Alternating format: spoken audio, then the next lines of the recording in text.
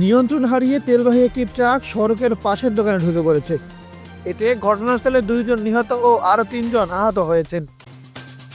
এমনই এক মর্মান্তিক দুর্ঘটনা ঘটেছে নোয়াখালীর কবিরহাটে। শুক্রবার সকাল 10:30টার দিকে উপজেলার ট্রান্সমিটার এলাকায় এ দুর্ঘটনা ঘটে। পুলিশ জানায়, সোনাপুর থেকে কবিরহাটগামী ট্রাকটি নিয়ন্ত্রণ হারিয়ে দোকানে ঢুকে পড়েন। খবর পেয়ে ঘটনাস্থল পরিদর্শন করেন স্থানীয় সংসদ সদস্য মোহাম্মদ ফখরুল ইসলাম। তিনি নিহতদের পরিবারকে ক্ষতিপূরণ ও আহতদের উন্নত চিকিৎসার আশ্বাস দেন। যারা আহত তাদের উন্নত সঠিক চিকিৎসার উদ্যোগে বলছিলাম। আর যিনি নিহত হয়েছেন তার আত্মার মাগফিরাত কামনা করি এবং তার ক্ষতিপূরণের উদ্যোগ নেব আমরা।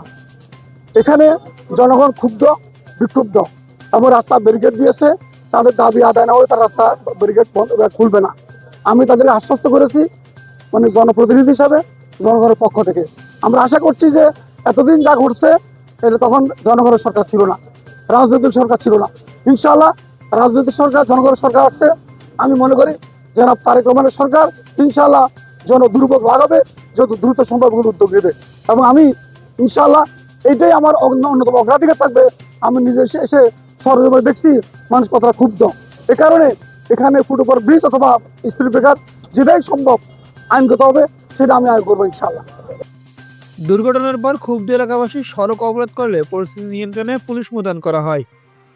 ঘটনার সত্যতা নিশ্চিত করেছেন কবিরহাট থানার ভারপ্রাপ্ত কর্মকর্তা মোহাম্মদ নিজামুল উদ্দিন ভূঁইয়া।